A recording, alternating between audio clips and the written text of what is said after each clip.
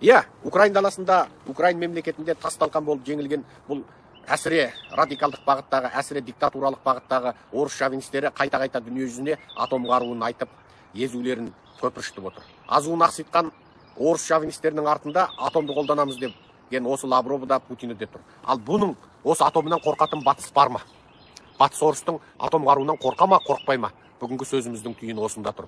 Ал атом қаруы туралы Англияның премьер-министрі жылбашашылардың аты кім еді? Борис.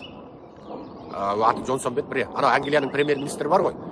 Шашы өмірі бір тараққа жармай кеткен, шашы жылба-жылба. Сол мысалы Путинге ескерту жасады. Сендерде ғана атом емес, атом бізде де бар деді. Ал Америка екінші дүниежүзілік соғыстан кейінгі тұңғыш ретке мына қаруды жалға беру жобасын қол қойып тастады. Енді Американың бүкіл қару-жарақ өндіретін жекеменшік компаниясы қаруды өндіре береді. Ол қай жағынан болсын ұшатын ұшып, өрмелейтін өрмелеп, қалқитыны қалқып, Украинға жеткізіледі. Енді Украин Ресейдің жеріне соғыс ашады. Алдағы уақытта бұл соғыс Ресей жеріне қарай бет алатын болса, яғни Украин өз жерінде отырып кнопкаларды басып, Ресейдің стратегиялық маңызы бар қалаларын атқыласа, стратегиялық маңызы бар жерлерін атқыласа, біз кешегі лекциямызда айтқандай, зымыран қамбасын атты, пойыздың ең маңызды жерлерін жарып тастады, тағы басқа мұнай қоймаларын жарып тастады, бұның бәрі Ресей жерінде. Ал енді ірі қалаларын атқылайтын болса, оған батыс жол бере ме? Батыстар әдетте демократ болып, біздің анау сызылып қалған фанат, діни фанаттар ұқсап әшейін сызылып қап, байқамай шыбын өлтірсең де күнә, байқамай құмырсқа қалайып қарасаң да күнә деп отырған батыс демократтар, әсіре солшыл демократтар бұған жол бере ме? Бірақ кеше Американың жауабы шықты.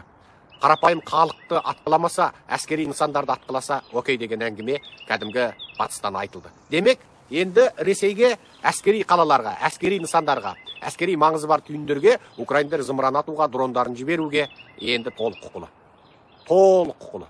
Демек, ендігі соғыстың қызығы орыстың Украинге шабуылынан Украинның елін жерін қорғау емес, Украинның тұтас Ресейге соғыс ашу тұр. Енді осындай кезде Ресейде мынандай екінші түрлі жағдай туады. Мынау Путиннің де Лавровтың да қайта-қайта Молдоваға тиісемін деп, қайта-қайта Швецияға тиісемін деп, қайта-қайта Финландияға тиісемін деп азуын ақситып, қайта-қайта анау атом қаруын, атом сүңгуіргемесін көрсетіп отырғандағы бір ғана нәрсе, орыс бұны кең көлемдегі соғысқа айналдырып жібермек. Кең көлемдегі соғысқа. Себебі Путинде де Лавровта да орысты билеп отырған осы дара билеуші топта басқа шығар жол қалған жоқ. Оларға мына соғыстың өртін жаққан үстіне жаға түсу керек. Ортада ымыра жоқ.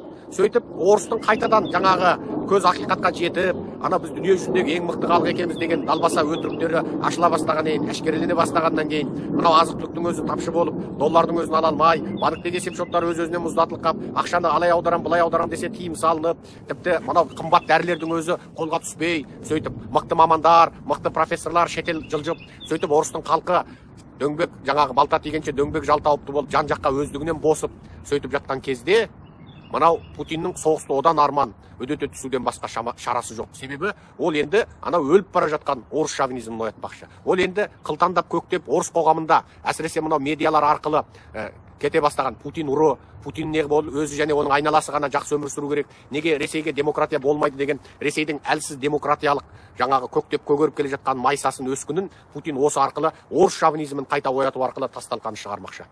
Ол осы арқылы сол еуропалық өркениетіңді де батысыңды да соғыстың батпағына батырып, ең соңында жаңағы орыс жеріне өртті тұтандырып, сол орысты қайтадан қорғаймыз. Яғни мынау кезінде Наполеон шапқан соғыс, мынау кезінде Гитлер, неміс фашистері бізге шапқан кездегі соғыс болды деп, отанды қорғаймыз деп, сөйтіп орыстың бейгүнә надан және топас және шовинизммен уланған ауырған қалың еркегі мен қызын қолына қару беріп, 1941 жылы соғысқа айдап салған сияқты соғысқа айдап салып, сол заманда өзінің диктатуралық жүйесін сақтап қалған Сталин болып отырмақшы.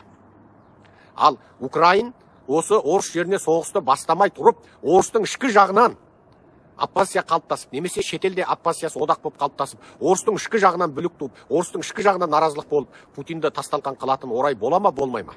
Егер ондай болатын болса, бұл Еуропаға да, Америкаға да, тіпті күллі адамзатқа арзанға тоқтаған болар еді.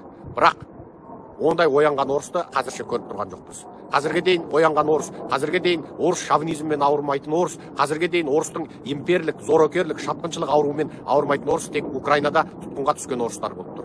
Қазақстандағы, тіпті керек десең Америкадағы, тіпті керек десең Еуропадағы орыстар сол орыс импершілдігімен, орыс шапқыншылық ауруымен, орыс шовинизмменен, орыс осындай әсіре ұлтшылдығымен, орыс әсіре фундаменталдық, радикалдық ұлтшылдығымен ауырып отыр. Енді орыс демократтарына бұл арада мүмкіндік жоқтың қасы болып тұр. Ал соғыс басталып кетті делік.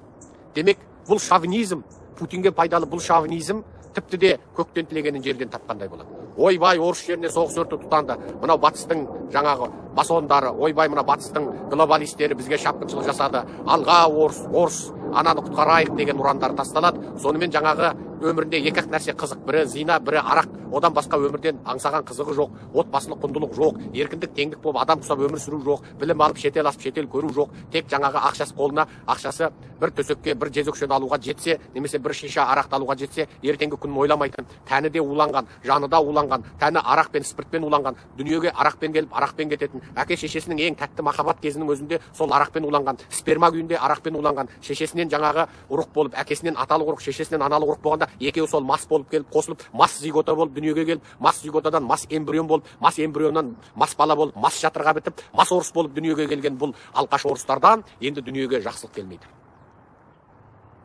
Себебі оның біріншісі тәні сау емес. Сонымен бірге оның руханияты орыстық шовинизммен әбден уланған. Бүкіл идеология, газет, медиа жалғыз Путиннің бақылап басқаруында. Енді осындай кезде олар біз неге албаты бейбіт елге соғыс ашамыз? Неге біздің 100 мың әскеріміз Украинге бару керек? Олар өз күнін өзі неге көрмейді? Олар бөлек халық қой, тілі де бөлек, сөзі де бөлек, түрі де бөлек, тіпті әуелі. Неге солай? Неге анау айдаладағы Молдоваға тиісеміз? Неге мынау өз әлеммен бейбіт ел болған Швецияға тиісеміз? Анау Финляндияда жетекемнің басы бар ма? Қазақстанда түртпектеп неміз бар? Олар мүлде бөлек. Біз тауда орманның ішінде жабайы болып өз қызымызбен өзіміз ылығып жүргенде, ағасы қарындасын қатын қып жүргенде, бұлар ат үстінде өркениет құрған мықты халық, оларда неміз бар Азияда деп бір орыс айта алмай отыр. Енді соғыстың көкесі алдыда болмақшы.